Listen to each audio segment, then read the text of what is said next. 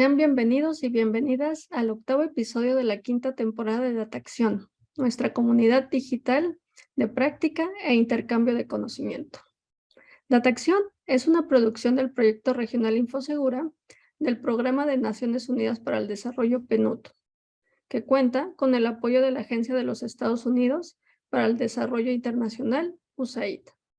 En este capítulo analizaremos las narrativas y contaminación informativa sobre grupos vulnerables.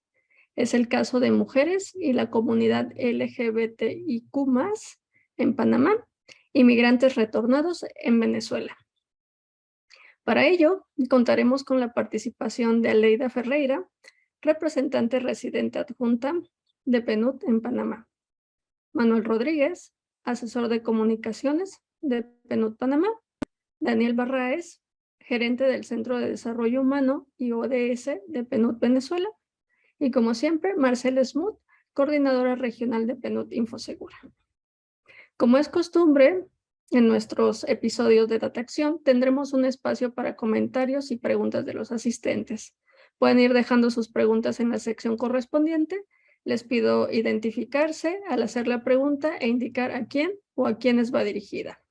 También les recuerdo que contamos con el servicio de traducción simultánea, la cual puede ser activada en la barra inferior de Zoom. Como agencia de desarrollo de la ONU, el PNUD apoya a los países para que puedan alcanzar los Objetivos de Desarrollo Sostenible y la Agenda 2030, los cuales persiguen el desarrollo integral de las personas y el planeta, sin que nadie se quede atrás. A continuación, le cedo el espacio a Aleida Ferreira, representante residente adjunta de PNUD en Panamá. Adelante, Aleida. Hola, buenas tardes. Antes que nada, quisiera comenzar saludando a Marcela Smoot, coordinadora de Infosegura, y a todo el equipo de Infosegura por generar este espacio de intercambio, al equipo que estuvo a cargo del estudio, Daniel Barraez, economista senior de PNUD Venezuela, y a Manuel Rodríguez, especialista de comunicaciones de PNUD en Panamá, y a la audiencia que hoy nos acompaña y esperando sus preguntas. La pandemia nos afectó a todos, pero no a todos por igual. Hoy sabemos que más que hace 2 años, por la consecuencia del COVID, en múltiples áreas y especialmente ciertos grupos poblacionales se vieron profundamente afectados. Mientras muchos resentimos no poder movilizarnos con regularidad durante el confinamiento, varios grupos de personas vulnerables estaban siendo afectados de manera mucho más aguda y diferenciada, y en este sentido se estaban quedando atrás. Mujeres, niñas, niños viviendo con sus agresores, personas trans con miedo de salir a la calle y ser agredidas simplemente por salir a comprar alimentos y medicinas. Además, migrantes que retornaron a su país porque las oportunidades que buscaban en fronteras desaparecieron. Esta tarde conversaremos sobre la contaminación informativa y cómo esta contaminación afecta a las personas y cuáles son las consecuencias en el desarrollo. El PNUD, en mitad del confinamiento, decidió dar un paso adelante para entender lo que se manifestó en redes sobre la pandemia y cómo poco a poco esto se generaban conversaciones, algunas muy positivas, pero muchas llenas de mitos y miedos ante lo desconocido. También encontramos que varios grupos que quedaron aún más vulnerables y COVID-19 simplemente agravó su situación. Estos grupos y sus detractores encontraron en las redes un foro público digital donde debatir su realidad y puntos de vista, lo que generó conversaciones con contenidos sustentados, lo que no generó contenidos sustentados en la evidencia, pero generaron escenarios para la contaminación de la información y el lenguaje de odio. Los hallazgos que compartimos hoy es el resultado de unir esfuerzos entre dos oficinas de PNUD, la oficina de Panamá y de Venezuela, ambas oficinas conscientes de que sus propuestas para realizar una investigación de escucha activa en redes y detectar la contaminación informativa en las conversaciones sobre COVID eran similares y tenían similares metodologías. y con la idea también de aprender de la una de la otra. No obstante, ambas estaban enfocadas en grupos poblacionales diferentes. Venezuela identificó en los migrantes retornados una conversación en redes con suficientes elementos para analizar, y Panamá se orientó a grupos de mujeres y población LGTBI y Q+, debido a que tanto los medios tradicionales como en redes la situación de las poblaciones mostraba un deterioro en abordaje debido a las normas de confinamiento y las restricciones de movilidad basadas en género que vivió el país. En el caso de Venezuela, el volumen de la discusión sobre los migrantes retornados se incrementó sustancialmente durante la pandemia, especialmente el tema de aquellos que retornan por pasos no oficiales. La fuente que registró un mayor incremento fue Twitter. En las narrativas y contaminación informativa dominan la discusión y estigmatización de los migrantes que retornan como principal vector del contagio del virus y las teorías conspirativas sobre el origen externo del virus. En el caso de Panamá, se evidenció un incremento del volumen de la discusión en torno a temas de género de manera diferenciada. Las temáticas feminismo, abuso, violencia de género, violencia doméstica, género, tuvieron aumentos significativos. Las narrativas se enmarcan en la confrontación de valores y en la discusión por la igualdad de género y el reconocimiento de la diversidad. La forma más frecuente de contaminación es mediante acusaciones infundadas de delitos a los adversarios. La desinformación es el tipo de contaminación informativa dominante en ambos países. Pero, ¿qué nos dejó el estudio? Uno de los principales objetivos del estudio fue contribuir a disminuir la contaminación informativa en redes y presentar soluciones creativas para abordar el problema. Por eso el estudio culmina con 2 planes de comunicación también alineados para ofrecer a la comunidad digital herramientas que apoyen a la limpieza de la información en redes, fortaleciendo herramientas existentes que también buscan elevar el discurso digital y reducir la desinformación que en ocasiones termina con lenguaje de odio. El estudio realmente no hubiera sido posible sin el apoyo de varias personas e instituciones que estuvieron detrás, como el Centro de Gobernanza de Oslo, el Centro Regional de PNUD para América Latina y el Caribe, y la orientación que nos brindó orientación durante la investigación. Al igual que los países seleccionados, de quienes nuestros equipos se nutrieron al conocer las diferentes metodologías y alcances de sus propios estudios. Agradecemos también a los equipos de PNUD en Venezuela y Panamá, quienes en una sinergia excepcional trabajaron en el desarrollo de la metodología, la investigación y la presentación de este estudio. Y bueno, ahora Infosegura por el interés de comunicar estas experiencias mediante este espacio. Yo me quedo aquí y los colegas que vienen van a dar mucho más detalles sobre el proceso. Gracias. Muchísimas gracias, Aleida, por tus palabras y por resaltar el trabajo conjunto que nos ofrece este estudio que hoy nos presentan tanto Manuel como Daniel, y que es bastante actual porque nos pone en la agenda pública a los grupos vulnerables y cómo se están interrelacionando todas estas conversaciones en el mundo digital. Gracias. Desde sus inicios, PNUD Infosegura ha desarrollado herramientas y mecanismos a fin de fortalecer capacidades técnicas y tecnológicas de los estados. Sus instituciones de gobierno, tanto nacionales como locales, promoviendo no solo la adopción de instrumentos para la toma de decisiones en la materia, sino además impulsando una comunidad de conocimientos y de prácticas a nivel regional. A continuación, cedo el espacio a Manuel Rodríguez, quien nos hablará ya sobre las narrativas y la contaminación informativa que durante la pandemia de la COVID-19 experimentaron mujeres y la población LGBTIQ+ en Panamá. Adelante, Manuel. Muchísimas gracias y buenas tardes a todos y todas. Gracias por la invitación. Primero agradecer al equipo de Infosegura por este espacio que de verdad es muy valioso para nosotros para dar a conocer lo que encontramos en este estudio, una experiencia maravillosa que, como Aleida ha narrado todavía nos permite tener un planteamiento actual y a futuro de cómo continuar la labor con esto. Así que el equipo de Infosegura, muchísimas gracias, al igual que al Centro de Gobernanza de Oslo, que fue quien nos guió durante este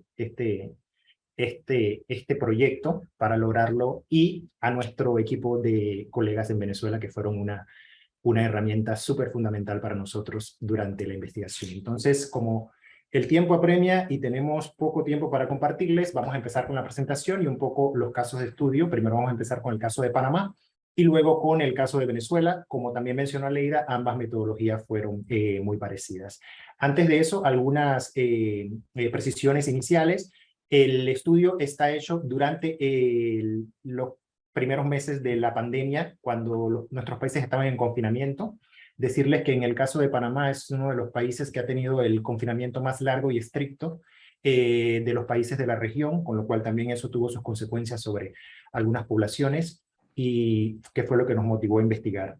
Este estudio empieza con una propuesta del Centro de Gobernanza de Oslo para hacer una escucha en redes de lo que estaba pasando con las poblaciones en situación de vulnerabilidad y COVID. En Panamá iniciamos haciendo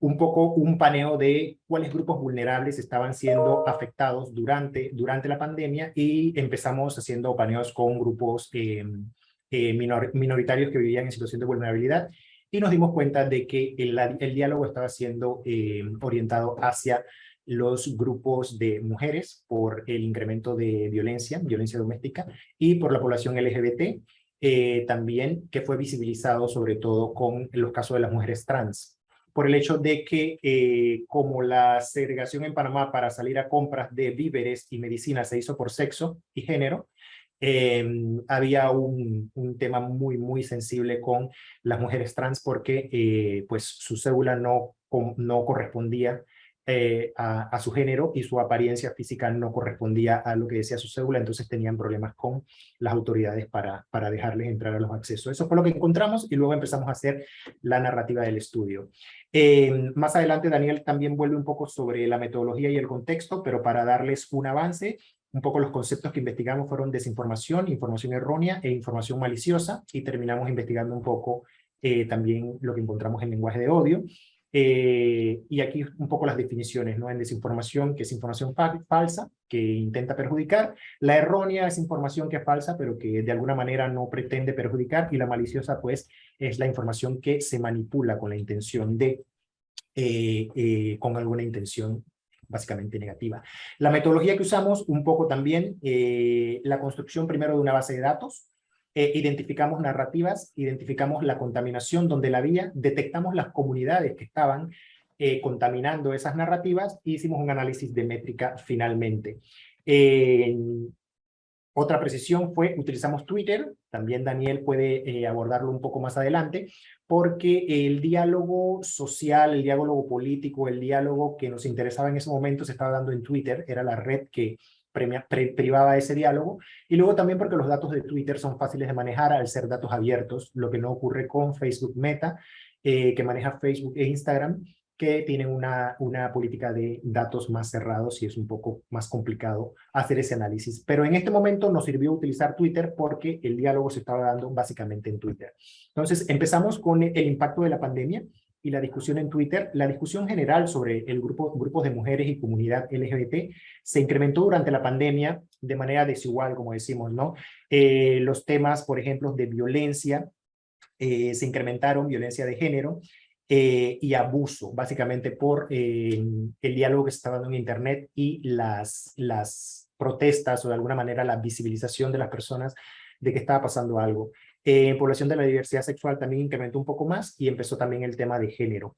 Violencia doméstica como tal, sí vimos que hubo un bajón, pero básicamente lo atribuíamos a que se están utilizando términos como violencia general o abuso, ya que doméstico, bueno, todos estábamos confinados en nuestras casas, y se generalizó un poco el término. Entonces, ambas poblaciones encontraron un incremento dentro de las redes sociales, la red Twitter, sobre el diálogo que estaban dando. Importante para nosotros en Panamá, y lo compartimos con ustedes, la participación del diálogo digital, Antes del estudio pensábamos que estaba centralizada en la provincia de Panamá, donde está la capital del país y donde la conectividad es súper efectiva, pero nos dimos cuenta con el estudio que tenemos otros nodos de conectividad en Panamá donde hay mucha participación en este tipo de diálogos, como son parte de las regiones o provincias centrales de Panamá. Eso fue uno también de los hallazgos importantes que encontramos, ¿no? No solo ubicarnos en las capitales, sino también en regiones un poco más alejadas y apartadas, que estaban teniendo también este tipo de diálogos. A ver, ¿qué encontramos? Principales narrativas, aquí les ofrecemos 4 de las principales que encontramos. Lo primero era no me representa, había un grupo de personas que, contrarias a organizaciones o voceros del feminismo panameño, están en franca confrontación y simplemente cada vez que sale una conversación o un diálogo en redes sociales sobre la representatividad de estos grupos, pues hay un gran grupo que no se siente representado y también inicia esta confrontación del diálogo en Twitter. Sexo es igual a género, por ejemplo, era una segunda narrativa que encontramos, en que el principal argumento era la distinción entre género y sexo, y esto es entre sentido biológico y social, y está muy agrupado en grupos conservadores. Lo otro es feminazi, un término que llega a Panamá del exterior, en unas campañas que se originan fuera de Panamá, pero que en Panamá tienen mucha repercusión por el término que tiene mucha fuerza, y esa es una de las narrativas que utilizan los grupos para ir en contra de, sobre todo los grupos de mujeres que están afiliadas al feminismo.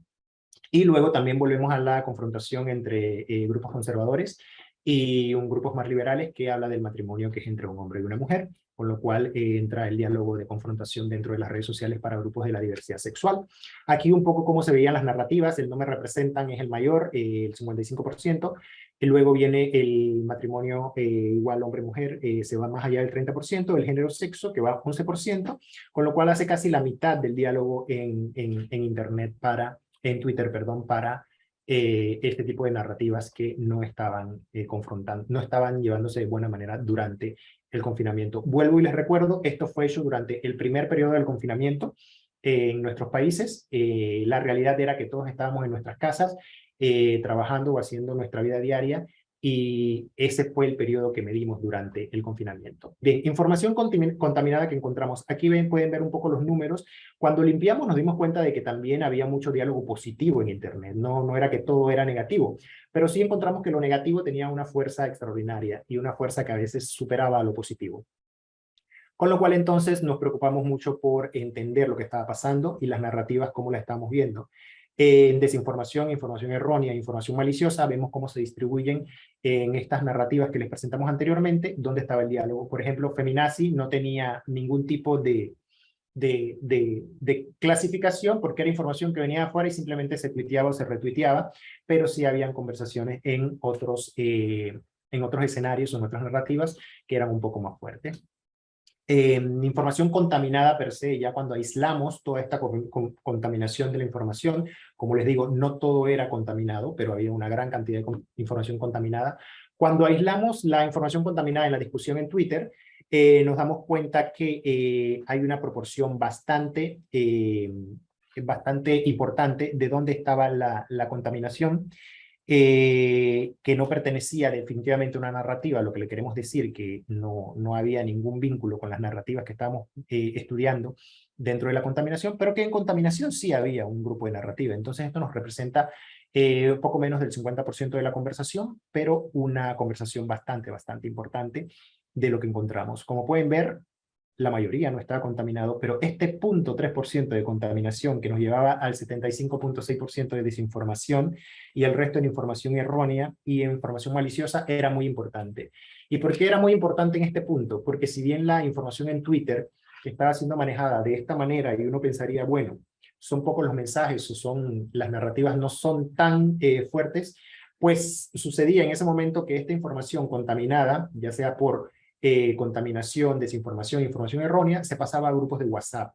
Entonces, lo que estaba pasando en Twitter, y era importante verlo, los mensajes se pasaban al grupo de WhatsApp y ahí perdíamos un poco la trazabilidad del mensaje, y los grupos de WhatsApp con la información o el poder que tienen son demasiado poderosos y la información continuaba evolucionando en este rango de desinformación y contaminación. En algunas cuestiones o en algunos escenarios volvía a Twitter este tipo de información, pero hubo un movimiento muy grande, sobre todo en Panamá, para los grupos de WhatsApp. Comunidades, interesantísimo aquí que se identificaron 6 comunidades con el argumento y una comunidad que tenía como otros usuarios y grupos de usuarios pequeños. Nuestras comunidades fueron de la A a la E. Hay comunidades muy centralizadas en dónde querían sembrar o dónde querían manejar el discurso. ¿Y qué nos dimos cuenta? Que de todas las comunidades que estábamos analizando, donde se daba el diálogo, había una comunidad que era la que contaminaba. Y esta comunidad que contaminaba era la que generaba toda esta confrontación entre las diferentes comunidades en Twitter. Y luego nos dimos cuenta de que esta comunidad que llamamos otros usuarios es una comunidad aislada que definitivamente el estudio dio como resultado que se necesita seguir analizando, porque son usuarios que tienen mucho poder o mucha influencia dentro de la conversación en Twitter, pero son usuarios aislados que no se pueden vincular con una comunidad específica. Pero sí logramos identificar básicamente la comunidad que estaba brindando mayor contaminación dentro del escenario de la narrativa que estamos estudiando en Panamá. Y pues la comunidad que contamina con la fuerza que tiene, lograba que el diálogo de la contaminación se hiciera muchísimo más fuerte y agresivo. Bien, esto fue el análisis que hicimos para Twitter con la contaminación de la información. Una vez localizada o identificada la comunidad contaminante, nos fuimos a hacer una trazabilidad o a contrarrestar estos datos con otros. Y luego encontramos que el Google Trends, que es el motor de búsqueda que usamos todos los días para Google cuando estamos interesados en un tema, y empezamos a medir en Google Trends cómo se había dado el movimiento y qué era lo que se estaba investigando o qué es lo que la gente buscaba más con respecto de nuestra investigación. Y nos dimos cuenta de que estaban alineadas todos los temas de identidad sexual, derechos de la mujer, identidad de género, igualdad de género, el mal llamado o el no tener que ser llamado ideología de género, pero es algo que todavía está por ahí dando vueltas, también era un poco. Violencia, se incrementó género, población LGBT. Entonces nos dimos cuenta de que el estudio que estábamos llevando a cabo y la escucha que estábamos haciendo en Twitter se estaba dando también dentro de los otros motores de búsqueda, o sea que era una narrativa común dentro del momento que estábamos viviendo. Luego nos fuimos a los medios de comunicación e intentamos ver qué estaban hablando los medios de comunicación tradicionales en ese momento, y gran parte de la información de redes sociales que se origina de cuentas digitales de los medios tradicionales también fueron amplificadas en los canales digitales. Esto quiere decir que los medios de comunicación también estaban muy alineados con lo que se estaba dando en la narrativa de las redes sociales. Entonces, acá les digo primero una de las principales conclusiones a la que llegó el estudio del lado nuestro acá en Panamá, y luego les mostraremos un poco dónde estamos ahora y hacia dónde nos movimos. Definitivamente, durante la pandemia se incrementó el volumen de la discusión en temas de género y de diversidad sexual en Panamá, eso es un hecho. Y como les dije anteriormente, vuelvo al primer punto, ¿por qué se incrementa? Según nuestra investigación y según lo que logramos medir nosotros, se incrementa porque en algún momento las personas o las mujeres que estaban viviendo violencia doméstica o violencia de género estaban en su casa junto con sus agresores. Entonces, una de las ventanas que se encontró para poder visibilizar eso fueron las redes sociales. Las narrativas de la confrontación de valores en Panamá es muy marcada. Básicamente son dos grupos que se paran en esquinas diferentes, que son los grupos de valores conservadores y los grupos de valores progresistas, son los que lideran la discusión de igualdad de género. Básicamente temas como el derecho al aborto, los valores promovidos por las organizaciones y voceras feministas, y el reconocimiento de la diversidad de género respecto a la comunidad de la diversidad sexual. Es un diálogo que está en eterna confrontación entre grupos progresistas y grupos conservadores. La forma más frecuente de contaminación entre la confrontación de estos dos grupos en Panamá se incrementa muchísimo cuando encuentran algún nicho de oportunidad para poder amplificar su voz, básicamente cuando ocurre algún crimen o algún crimen de manera muy espectacularmente violenta y de forma negativa a todos los rasgos, o sea, cuando ocurre un femicidio de estos que aterran de solo verlo, o cuando ocurre alguna muerte por temas de la diversidad sexual, es aquí donde estos grupos encuentran la gasolina para empezar a promover este tipo de discurso y lenguaje en las redes. También encontramos, y algo muy importante, que las defensoras del feminismo en Panamá no generan ni propagan contaminación informativa. De hecho, son un grupo que está muy estructurado en la manera como maneja su mensaje y cómo lo combate también. Más adelante les muestro un ejemplo de lo que vamos a hacer con ellos. Pero no generan este tipo de contaminación dentro de las redes. Eso es algo que nos dio también el estudio. Y encontramos que una sola comunidad genera contaminación. El resto de las comunidades simplemente se comparten esa información en sus redes, y luego está la comunidad de usuarios aislados.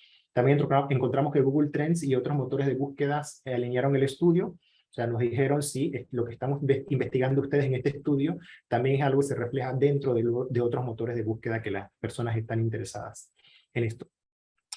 Luego también encontramos que todas las personas que entrevistamos en el estudio, porque luego de hacer el ejercicio de escucha, también hicimos un ejercicio offline de trabajar con las organizaciones de bases comunitarias que estaban siendo afectadas por este tipo de discurso desinformativo de odio en redes, y nos dimos cuenta de que estas organizaciones tienen claridad de la situación, saben lo que está pasando, lo sienten y lo resienten, pero que no tienen las herramientas para poder combatir ese tipo de situaciones. Entonces, estas fueron las principales conclusiones que dio el estudio de parte de Panamá. Y luego, luego de plantearnos en este punto, decidimos, bueno, ¿qué vamos a hacer con esto? Y como en las palabras de Aleida pudieron escucharlo, la decisión de ambos países fue diseñar un plan de comunicación que visibilizara los efectos que estaba teniendo la contaminación de la información y que diera de alguna manera soluciones prácticas para poder de alguna manera contrarrestar esa situación. Entonces, nuestro plan de comunicación estuvo muy orientado hacia las organizaciones de bases comunitarias de grupos feministas y de organizaciones que trabajan en la diversidad sexual, en diferentes enfoques, unas en salud, otras en derechos, otras en protección y en servicios. Y con ellos entonces hicimos este ejercicio offline para saber cuál era la narrativa que tenían ellos. Luego de esto, el plan de comunicación también nos planteó un reto muy grande, y fue de cómo visibilizar lo que estaba pasando en las redes, en el campo que estábamos moviéndonos. Retamos a un par de diseñadores a que con la información que le estábamos dando nos dieran un producto adicional que pudiéramos nosotros como utilizar para empezar todo este proceso que nosotros llamamos de mascarilla digital o descontaminación de la información que tenemos en redes. Entonces, planificamos esta campaña que la lanzamos en enero de este año, perdón, junto con todas las organizaciones de base comunitaria que nos acompañaron en el estudio, tanto feministas como de la diversidad sexual, y se utilizó la campaña del hilo al hecho. Del hilo al hecho porque como nos enfocamos en Twitter, hilo es un tema para esta red social, y luego haciendo un juego de palabras, ¿no? De lo que en Latinoamérica nosotros siempre estamos repitiendo como un refrán, como del dicho al hecho, ¿no? Y la idea era desmitificar. Entonces hicimos estas cuatro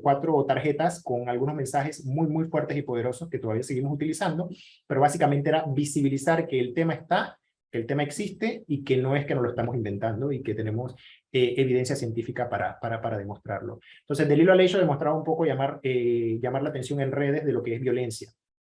Básicamente, como ven en la primera pantalla, era un celular que no emite luz, emite sombra, para demostrar de que hay un conflicto entre la información que estamos viendo. El emoji de que estoy enojado porque hay mucha violencia en redes, luego el que dice fake atrás para tratar un poco el fake news, y el último que es el rostro de una mujer maltratada pues con un moretón. Y con esta campaña iniciamos todo este proceso de descontaminación o de mascarilla digital que nos habíamos planificado. La campaña, como les digo, tuvo éxito total en Panamá. Todas las organizaciones que nos acompañaron en el estudio replicaron la campaña, y pues dependiendo de la necesidad que haya o de la narrativa que tengamos, la seguimos sacando eventualmente, también junto con la ayuda de estas organizaciones. Este es el primer hito del plan de comunicación luego del estudio. Y el segundo está en este momento en la cocina, y se lo mostramos a ustedes como una primicia, y es porque estamos haciendo un ejercicio de ciencia colectiva, lo vamos a hacer el próximo mes, y estamos reuniendo a las organizaciones de base comunitaria que tienen que ver con orientación feminista, y de la diversidad sexual. Ambos grupos los vamos a sentar en un ejercicio de ciencia colectiva, ciencia ciudadana, con el Laboratorio de Aceleración del PNUD en Panamá, que está haciendo experimentos sociales, está escuchando un poco la realidad y está ofreciendo soluciones prácticas para este tipo de eventos. Entonces, el Laboratorio de Aceleración junto con el equipo que coordinó el estudio en Panamá, estamos yendo a este taller de un día con las organizaciones de base comunitaria, donde vamos a estar haciendo este ejercicio. ¿Cuál es el fin de este ejercicio? Aprender juntos, o sea, aprender de este estudio que hicimos nosotros, de la realidad que tienen las organizaciones, de la poca capacidad de herramientas que tienen para combatir el discurso de odio, la desinformación en redes. Lo que queremos es invitarlos y sentarnos todos en este ejercicio a aprender juntos, a colectar información juntos, a ver el futuro juntos, diseñar y soñar futuros juntos de el Panamá digital que nosotros queremos cuando se esté trabajando en mensajería de estos dos grupos que en este momento están siendo víctimas de este lenguaje de odio que no ha parado y que sigue estando dentro de las redes. Se demostró mucho para en marzo, cuando estábamos viendo lo del tema del Día Internacional de la Mujer, y se demostró mucho para el mes pasado, cuando se celebró en Panamá todo el tema del Festival de la Diversidad Sexual, con temas del Gay Pride. Nos dimos cuenta de que todo lo que habíamos visto durante el confinamiento volvió a salir, y volvió a salir de una muy mala manera. Entonces, este es el ejercicio que estamos ensayando con ellos, y este es el futuro que estamos viendo para los hallazgos que encontramos con el estudio. Me he pasado por medio minuto, así que yo acá me detengo, le doy el paso a mi compañero Daniel, y luego más adelante tendremos espacio para ampliar un poco más en preguntas y respuestas. Gracias. Muchas gracias, Manuel, por compartir con nosotros la primicia y los resultados de este análisis enfocado en Panamá y cómo han utilizado toda esta evidencia, todos estos datos para visibilizar la violencia en redes sociales y justo generar soluciones y nuevas dinámicas para apoyar la descontaminación de narrativas en estas plataformas. En este marco, y antes de continuar, quiero invitar nuevamente a nuestros asistentes a ir dejando preguntas en la sección de preguntas y respuestas. Ya vi que llegaron algunas, pero les pido identificarse e informar hacia quién o a quiénes va dirigida la pregunta. La gestión de información es clave para abordar los desafíos de la región, pues los datos, como lo hemos visto, ayudan a visibilizar poblaciones, territorios, grupos vulnerables específicos para poder priorizar y focalizar recursos y soluciones. El PNUD, a través del proyecto regional Infosegura, contribuye al fortalecimiento de capacidades regionales, nacionales de recopilación, monitoreo y procesamiento de información sobre seguridad ciudadana, así como a garantizar la sostenibilidad técnica de los procesos iniciados con los gobiernos contrapartes del proyecto. En este marco, Daniel Barraez nos mostrará cómo el volumen de la discusión y la desinformación sobre los migrantes retornados en Venezuela se incrementó sustancialmente durante la pandemia, especialmente en relación con aquellas personas que retornaron por pasos no oficiales. Adelante, Daniel. Sí, buenas tardes, gracias a todos. ¿Se visualiza la presentación, Sí, Elvia? Sí, perfectamente. Bueno, muchas gracias. Aprovecho para darle las gracias mientras se muestra la presentación a Marcela y a todo el equipo de Infosegura por la invitación y al trabajo continuo que hemos hecho con la Oficina País de Panamá en todo lo relativo al tema de análisis de redes sociales. Yo les voy a hablar para comenzar un poco el tema del contexto. El estudio en general se enmarca en la relación que hay entre lo que es población vulnerable y las crisis. En general sabemos que las crisis impactan con mucho mayor fuerza, impactan de manera diferenciada a la población vulnerable, a distintos tipos de población vulnerable, y en el tema económico y social hay abundante literatura al respecto. Sin embargo, en el tema de la contaminación informativa, es decir, cómo afectan las crisis, cómo impactan en términos informativos a la población, en ese caso no hay mucha literatura al respecto, entonces intentamos indagar. El caso venezolano, yo les quería presentar primero el contexto. Fíjense, Venezuela en el periodo 2014 y 2019 tuvo una contracción del PIB, bueno, un poco más de la mitad de su PIB, inclusive de su economía. Estamos hablando que para el año pasado, de 2014, que fue el último año de contracción económica, la economía se había contraído, o sea, en un 75%, queda un cuarto de la producción de bienes y servicios. Y en particular, todo ello venía detrás de ello el tema de la reducción de la producción petrolera, un 80% de la contracción de la reducción petrolera en un país donde todo el siglo XX ha sido un país petrolero. Eso en términos sociales significó un retroceso sustancial en todo lo que fue la reducción de la pobreza y en general de los programas sociales gubernamentales, que se redujeron notablemente. Entonces eso ha tenido un impacto económico y social muy, muy importante que se tradujo en una crisis migratoria. Y en el aspecto político, habían dos hechos realmente importantes que son los más destacados. En primer lugar, la hiperpolarización venezolana. Hay un nivel de polarización en Venezuela que a veces es difícil comprenderlo sin haber vivido un proceso de esa naturaleza. Y esa hiperpolarización significa un deterioro institucional del país y un deterioro de la cohesión social que es muy, muy significativo y que se constituye en un terreno fértil para la contaminación. Bueno, en esta gráfica nosotros estamos mostrando ya el total de la discusión. Una vez que nosotros identificamos nuestro tweet, queremos identificar el cambio en el tamaño de la discusión. Y en el eje de las Y estamos mostrando las grandes discusiones, y en el eje de las Y están las cantidades de Twitter. En blanco denotamos los 9 meses previos a la pandemia, que se corresponde con junio de 2019 a febrero de 2020, y en el azul gris, la barra azul gris, es el periodo de los 9 primeros meses de ocurrencia de la pandemia, que la pandemia entra en Venezuela en marzo, como en la mayoría de América Latina.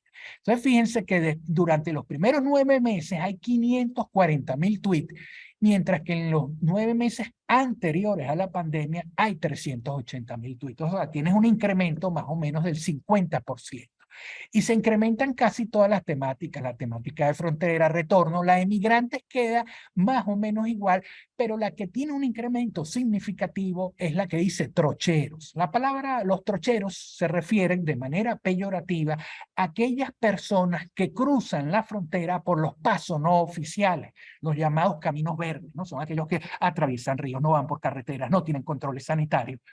Entonces, esa palabra trochero es la que crece en detrimento de migrantes. Entonces, aquí tenemos un impacto bastante claro en crecimiento. Y en cuanto a qué están discutiendo, qué discute la gente, bueno, tenemos 3 grandes bloques narrativos. Un primer bloque, siendo de menos al más importante, son sobre las teorías conspirativas acerca del origen del virus. Es decir, el argumento es que el virus esencialmente ha sido artificialmente creado y difundido por grupos poderosos en el mundo para dañar a la humanidad. Entonces, bueno, dependiendo de la orientación política, hay algunos que identifican a uno u otro grupo sobre quién es el que fabrica el virus. La segunda gran narrativa es la que nosotros la llamada virus colombiano, que acusa al gobierno de Colombia de enviar migrantes venezolanos de retorno al país por pasos ilegales que eviten los controles sanitarios para esparcir el virus en Venezuela. Esa es otra gran narrativa contaminada. Y la más grande de todas las narrativas es la que señala que los migrantes que retornan son un vector de contagio, llegando incluso a calificarlos como, esos son los llamados trocheros, los migrantes que se califican de ilegales. Bueno, no son ilegales, están retornando al país, de manera que no hay ilegalidad, es que no pasan por los controles sanitarios. Entonces, ellos califican a estos migrantes llegando incluso a señalarlos de bioterroristas o armas biológicas.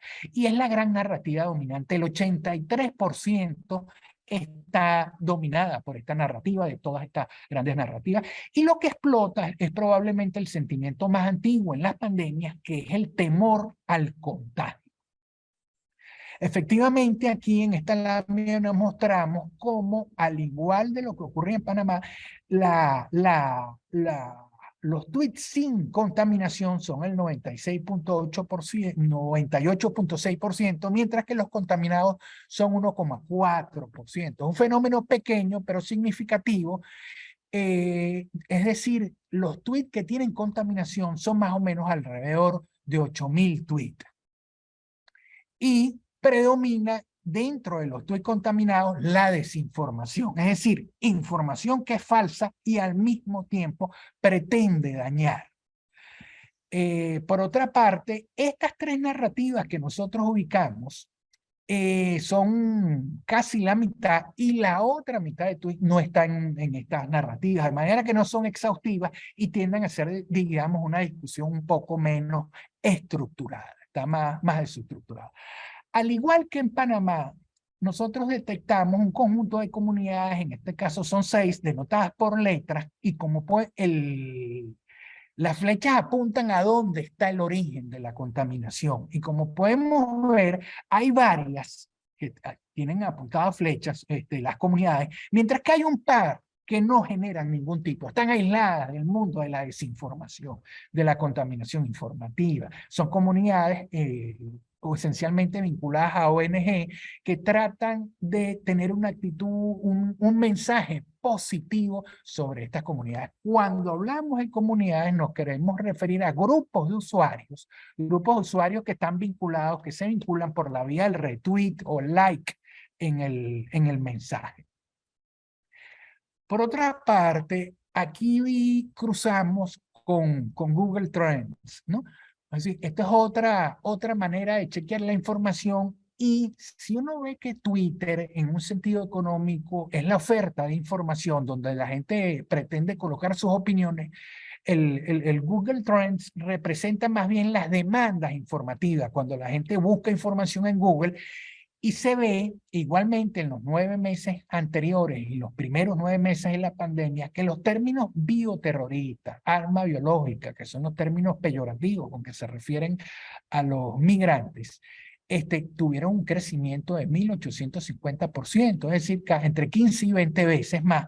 La palabra cuarentena, pandemia, también fueron muy buscadas, así como ayuda. Solo cae el término deportado. Entonces, Google Trends confirma también el boom informativo que representaron lo asociado a los migrantes retornados en esta red social en particular. Un aspecto interesante es que la ubicación en mapas de los retornados y la palabra migrantes es diferenciada. Los retornados, uno los ubica en los estados centrales del país, del centro norte, que son los más poblados, ahí es donde están las mayores demandas de información. Mientras que la de los migrantes tienden, es esencialmente los estados que se constituyen en paso de migración hacia Colombia o regreso de Colombia, que es el estado de Táchira, o los estados que tienen entrada y salida hacia el Brasil. Es decir, estas herramientas permiten localizar por estado y municipio los mensajes y las búsquedas de información. Igualmente nosotros chequeamos, cruzamos con la prensa tradicional, la versión, aquella prensa que tenía medios digitales, y las noticias en estos medios digitales coinciden también con un pico en, fíjense, la línea naranja es previo a la pandemia, los 9 meses previos a la pandemia, y la línea azul que está superior son los 9 meses, los primeros 9 meses posteriores a la pandemia. Entonces, también en la prensa como digital tienes un impacto informativo. Es decir, que las tres vías, Twitter, el Google Trends y la prensa digital, corroboran el boom informativo que representaron los migrantes retornados en los primeros meses de la pandemia. Y ahora, tratando de responder una pregunta muy importante que hizo Aleida. Bueno, ¿qué hacemos con toda esta información? ¿Para qué sirve esa información? Y bueno, y nosotros implementamos una campaña digital, y aprovecho para darle las gracias al Centro Regional de Panamá en su equipo de movilidad humana, y logramos pues implementar esta campaña con el apoyo de Google Ads para promover una campaña que viera en positivo a los migrantes. Esta es el landing page, la web page de la campaña, y como pueden ver, aquí hay una sección que habla de mitos más frecuentes, donde se dan herramientas informativas, por qué los migrantes no son vectores de contagio, dónde aportan los migrantes, y donde los migrantes venezolanos en distintos países de manera voluntaria se registraban y señalaban el tipo de aporte que estaban haciendo. Por ejemplo, gente que trabajaba en salud, gente que trabajaba como maestro, es decir, presentar y tratar de enfrentar los falsos mitos, la desinformación a través que habíamos identificado. Entonces esta página está activa, se llama Pizarra de Aporte, y sigue trabajando, seguimos trabajando en ellas, y va a tener una segunda etapa. Fíjense, ya las grandes conclusiones ya las he anunciado. La pandemia efectivamente incrementó el volumen de información, y un hecho notable es que la contaminación informativa es mucho más agresiva en Twitter que en los medios de comunicación, y por otra parte que los migrantes son víctimas de estigmatización. El temor al contagio es el gran sentimiento exacerbado por la pandemia, y un elemento muy importante es que la polarización política se convierte en uno de los causales y propagadores, la hiperpolarización política, de la contaminación. Ya para concluir, les comento otros desarrollos que tenemos actualmente en curso sobre el tema de contaminación, sobre el uso de redes sociales, porque la contaminación muestra la cara oscura de las redes sociales. Nosotros hemos logrado aquí en la Oficina País construir indicadores básicos de calidad de servicio utilizando Twitter. Ahorita lo hemos extendido, estamos trabajando con otras oficinas conjuntamente con Arvilac, y también buscando soluciones innovadoras que se emplean a nivel digital y en las redes sociales para enfrentar la corrupción. Es decir, esta es la cara positiva de las redes, donde mostramos que las redes sociales, ese análisis puede ser implementado también con fines de desarrollo. Bueno, con esto termino mi presentación. Muchas gracias a todos por compartir. Muchísimas gracias, Daniel, por el análisis tan relevante e interesante, y también por mostrarnos la vinculación de los datos con soluciones que nos ayuden a enfrentar los falsos mitos y la desinformación en redes sociales. A continuación, abrimos un espacio para preguntas y respuestas. Nos han llegado algunas preguntas ya. Quiero empezar con la primera de ellas. La primera es, ¿cuál es un nivel aceptable de contaminación en un análisis de escucha social? La siguiente es, ¿cómo se identifican las comunidades en este tipo de análisis? ¿Cuáles son las características o cómo se agrupan estas características para considerarlas una comunidad? Y empezaríamos con estas tres y continuaría con la que tenemos pendiente. Daniel, ¿te gustaría iniciar con el análisis de Twitter? Tú complementas, Manuel, por favor. Mira, el nivel aceptable es variable, porque no tenemos estudios que sirvan de referentes previos sobre qué significa un nivel aceptable o no. La contaminación, hay circunstancias en donde crece que la favorece. El caso de la pandemia es una circunstancia, ¿no? El tema de contaminación informativa sobre migrantes venezolanos era prácticamente nulo previo a la pandemia. Es el temor al contagio lo que lo exacerba. El tema a veces del debate político, pero aquí sí hay contaminación. Eso es una de las preguntas. El tema aquí no es solo el volumen de Twitter, sino el impacto que tenga en la formación de opinión pública, porque el tema en Twitter es que Twitter es una red donde fundamentalmente, aunque no sea representativa en términos estadísticos de la población, es una red donde se van formando eso que se llama en castellano la opinión pública, las grandes matrices de información. Ahí opinan líderes políticos, líderes sociales, diputados, parlamentarios, ONG. O sea, los grandes formadores de opinión pública tienen a esa red social como una gran vitrina. Entonces, aunque sea pequeña, siempre tiene efecto expansivo. Y en cuanto a las comunidades son grupos de usuarios que se vinculan por la vía, o sea, dos personas están en una comunidad si hay un retweet entre ellas o hay un like entre ellas. Es decir, hay una suerte de identificación donde un usuario promueve al otro. Y eso, o sea, hay una suerte de conducta militante, hay una identificación de opiniones. Y eso son las comunidades. Te doy el pase, Manuel.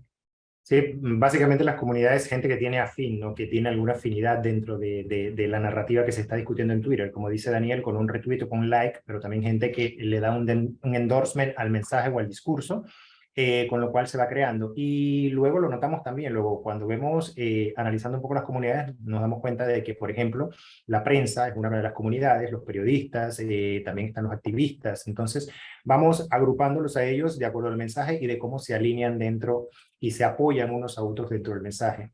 Y a la primera pregunta, bueno, básicamente no debería de haber información maliciosa, ni desinformación, ni lenguaje de odio en redes sociales.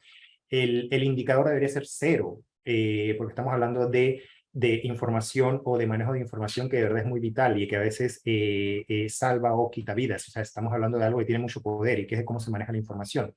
Lo interesante aquí es que el usuario se eduque y que entienda de que no todo lo que está en redes o no todo lo que está en Twitter lo puede tomar por cierto a la primera. Hay que investigar, también hay que hacer un ejercicio personal de ir un poco más allá de la información, de entender lo que está pasando y no tomar 100, 180 o 140 caracteres o lo que te tome escribir un tweet como algo cierto, ¿no? Y eso es lo que muchas veces pasa con estos usuarios y lo que va generando el nivel de contaminación. Y pues las comunidades las logramos identificar de esa manera, ¿no? Gente que se apoya una a otra en el mensaje, también ocurre offline, no solo online, pero que se da ese respaldo a lo que estés formulando, positivo o negativo, ¿no? En este caso de investigación nuestra, negativo. Adelante. Muchísimas gracias a ambos por su respuesta. Tenemos otras preguntas más. Esta va dirigida para Daniel. Comentan muy interesante el estudio, abre la pauta de la importancia de análisis de este tipo y la consulta es, ¿se presentaron los incrementos relativos / porcentuales de los términos en redes como bioterrorista? ¿Cuáles fueron los valores absolutos en el tiempo de estos términos? Esto sirve para dar una idea del valor puntual de las ocasiones que aparecían este tipo de términos.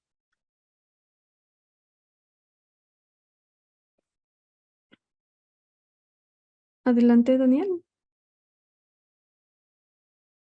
Sí, eso, ¿me escuchas? Sí. Sí. Esos valores a los que menciona Carlos eran muy, muy reducidos al comienzo de la pandemia, ¿no? Llegan a 50 menciones, eran valores muy pequeños, en el reporte del proyecto que está disponible en la web de UNDP de Panamá y Venezuela, y eran muy, muy pequeños y aparecieron prácticamente en el 2020, eran valores que estaban por debajo de 100. Durante la pandemia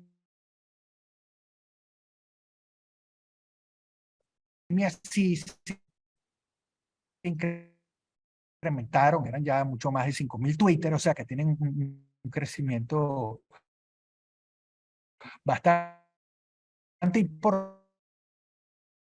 Y por otra parte, hicieron cuando eran inexistentes, el gran temor al contagio. Entonces son valores, pero creo que con eso se responde la pregunta. Muchísimas gracias. Tenemos dos preguntas más. Una es sobre qué medidas se pueden implementar a nivel gubernamental y con apoyo del PNUD para contrarrestar los efectos nocivos, discriminación e intolerancia de esta contaminación de la información. Y la otra tiene que ver sobre la exploración de datos en Twitter. Nos comenta el usuario que él ha tenido complicaciones con la localización de la información, ya que muchos usuarios bloquean su localidad. ¿Cómo han logrado capturar este dato, ya que lo mostraban en los mapas, tanto para Venezuela como para Panamá? Si quieres, inicio yo con la primera parte de la pregunta y luego nos vamos con Daniel con los datos. Si me repites la primera pregunta, por favor, para estar bien preciso en lo que vamos a responder. Sí, ¿qué medidas se pueden implementar a nivel gubernamental y con el apoyo del PNUD para contrarrestar los efectos nocivos? Ejemplo, discriminación y tolerancia de esta contaminación de la información. Sí, lo primero que tenemos que decir es que el estudio y lo que intentamos hacer es totalmente nuevo, ¿no? El tema de las redes sociales es cambiante día tras día, entonces el cómo se utilicen también hay que irlo monitoreando día tras día para poder ofrecer algún tipo de soluciones, ¿no?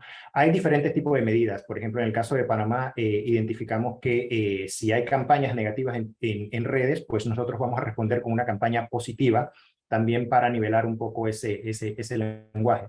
Pero también, como lo mencionaba en mi intervención, hay mucho trabajo offline, mucho trabajo que no tiene que ver con las redes, que no tiene que ver con Twitter o que no tiene que hacerse dentro de las redes sociales.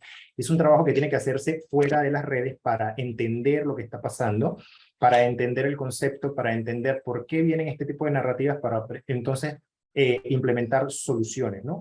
Mucha gente habla de la regularización de las redes sociales para este tema y en varios países hay diferentes enfoques, ¿no? En Panamá, por ejemplo, se ha intentado de alguna manera en algunos espacios hablar de regularizar las redes, pero lo que se quiere es democratizar las redes, pero democratizar las redes enseñándole al usuario un buen uso de ellas para poder tener un buen valor agregado, ¿no? Nosotros encontramos que hay diferentes maneras de hacerlo, pero importantísimo no pensar solamente en soluciones digitales para un problema digital.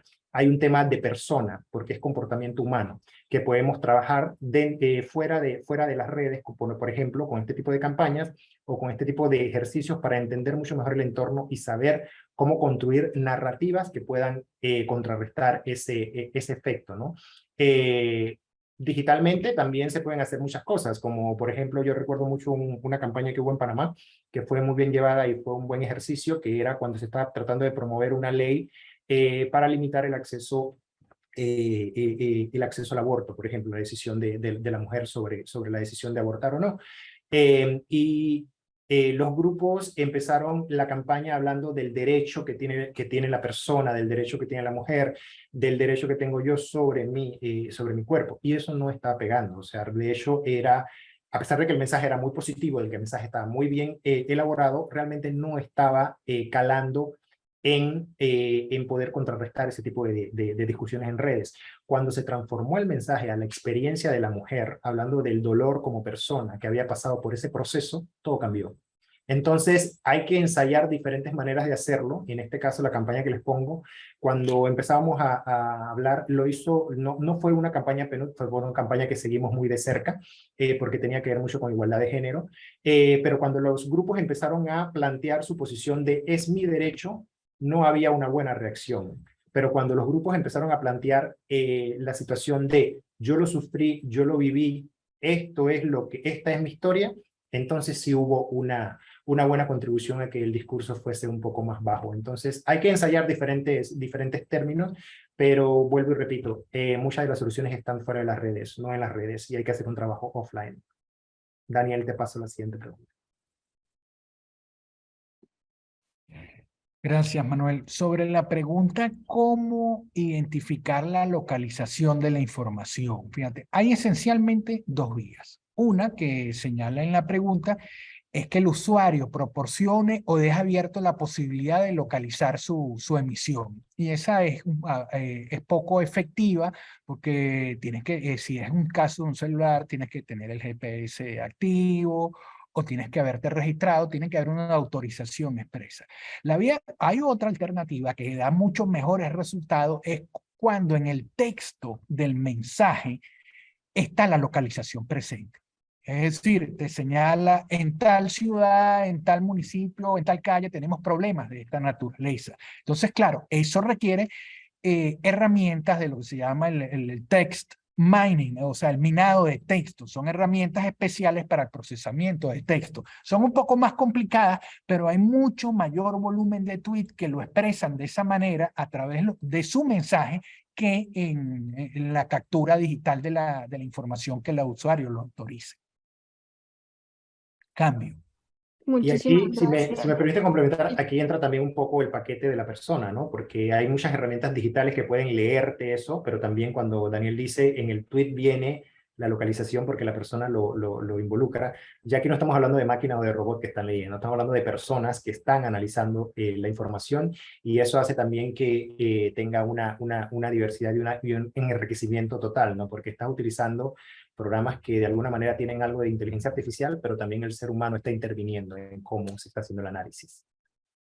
Muchísimas gracias. Nos está llegando una última pregunta de David Contreras. ¿Qué herramientas fueron utilizadas para hacer el web scraping y el análisis?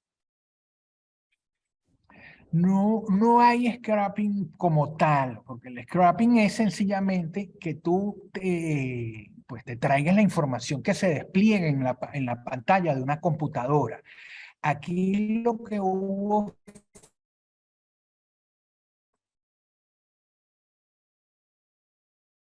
Creo que ahora sí lo perdimos definitivamente. No, ya viene. Un acceso a la base de datos de Twitter que te permite vía la app descargar de todos los tweets con sus distintos campos de información. Al descargarte, tener acceso a la base de horario, hora, momento, lugar, día, de información que proporciona Twitter. Muchísimas gracias. Manuel, ¿quieres complementar la No, respuesta? solo es cierto lo que ha dicho Daniel, hubo un acceso a la base de datos de Twitter. Eso es algo que una herramienta que manejamos nosotros para poder empezar a hacer la colecta de esto. Es una herramienta que Daniel y su equipo manejan excelentemente bien en Venezuela, y por eso nos unimos al equipo de ellos, porque tenían el acceso a eso, a la base de datos de Twitter. Luego, como vieron en las presentaciones, utilizamos Google Trends, que es lo que nos da la medida de lo que está buscando la gente en redes. Y finalmente utilizamos una herramienta de medición o de escucha de noticias, que fue la herramienta de Meltwater, para hacer todo el barrido de medios de comunicación, sobre todo los medios de comunicación que estaban en formato digital. Entonces, básicamente esas fueron las tres herramientas de escucha: base de datos de Twitter, Google Trends para tener un sense de qué era lo que estaba pasando en redes, y finalmente lo cruzamos con los datos que encontramos con la escucha de medios en Meltwater. Muchísimas gracias. Les agradecemos muchísimo desde Infosegura esta plática tan interesante y tan novedosa, las herramientas y la búsqueda de soluciones y nuevos caminos para contrarrestar los falsos mitos y la desinformación. A continuación, le cedo la palabra a Marcela Smoot, coordinadora regional del proyecto Infosegura, para dar las palabras de cierre.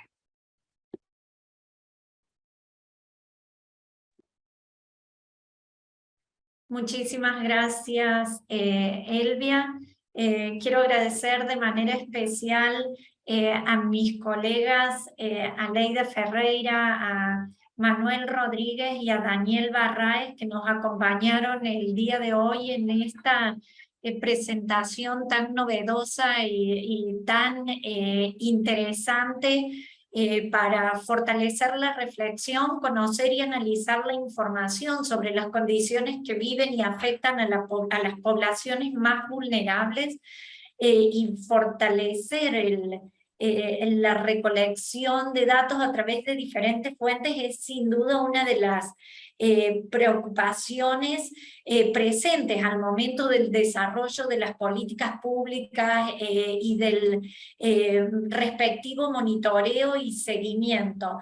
Y en este sentido creemos que ha sido relevante la conversación el día de hoy con nuestros colegas de las oficinas de Panamá y de Venezuela, que nos compartieron este interesante trabajo que están llevando estos estudios para conocer mejor cómo impacta, para conocer mejor las situaciones de violencia a poblaciones como mujeres, población LGTBQ, a población migrante, a través del análisis de las redes sociales. Creo que este tipo de estudios justamente nos muestran una oportunidad de poder ampliar las fuentes, de poder complementar con información recogida desde otras fuentes. Sabemos que muchas de las formas de violencia, por ejemplo, los homicidios han descendido en el primer año, en el 2020, en el contexto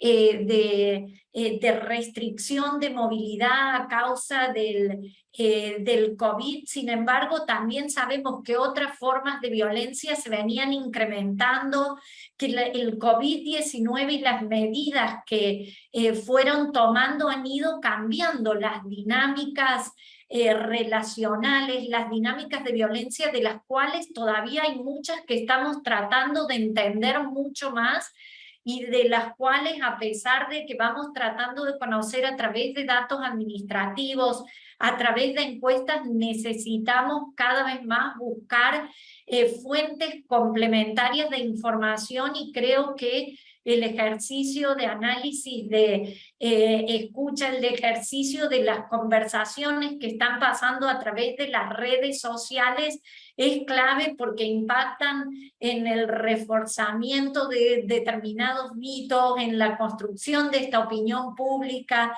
y creo que hoy los colegas nos han permitido ver a través de dos ejemplos concretos este tipo de análisis que esperamos poder continuar profundizando. Es muy interesante también, además del análisis, los colegas cómo nos han ido compartiendo estas soluciones o estas propuestas de solución para reforzar o para tratar de reforzar otro tipo de comunicación, para deconstruir mitos, para develar qué pasa en estos análisis o en estos discursos, y para proponer otro tipo de mensajes que promuevan la inclusión o que promuevan justamente la integración y el avance de estas poblaciones más vulnerables, que son las que más se están quedando atrás. En esa lógica, desde el proyecto regional Infosegura, esperamos poder continuar apoyando, continuar trabajando en estos temas a través de estos métodos novedosos, pero que cada vez estamos utilizando más, así como también en este momento estamos iniciando también un trabajo para recabar información sobre, a través de encuestas sobre violencia y discriminación a la población LGTBQ, que estamos trabajando a través de una encuesta que empieza a desarrollarse en los países de Centroamérica a partir de una experiencia desarrollada en Dominicana, que nos ayudó a pensar también en estas líneas. Yo quiero agradecerles muchísimo nuevamente a nuestros colegas por iniciar o ayudarnos a iniciar esta discusión, agradecerles muchísimo también a todas las personas que se conectaron el día de hoy. Teníamos personas de Centroamérica, pero también de otros países que siguen estas conversaciones que tenemos en nuestra comunidad de práctica virtual. Y por supuesto agradecerle una vez más a nuestros colegas de USAID por la confianza depositada en el PNUD para trabajar en el proyecto regional Infosegura orientado a fortalecer las políticas públicas de seguridad ciudadana sobre la base en evidencia. Una vez más, mil gracias por habernos acompañado. Los esperamos el próximo jueves por la mañana, a las 10 de la mañana, hora de Centroamérica, 11 horas de Panamá. Vamos a estar con una webinar sobre el tema de cohesión social y vulnerabilidades medioambientales. Otro tema sumamente interesante que esperamos poder poner en este debate. Muchísimas gracias y tengan todas y todos muy buenas tardes. Gracias, hasta luego. Gracias. Muchas gracias.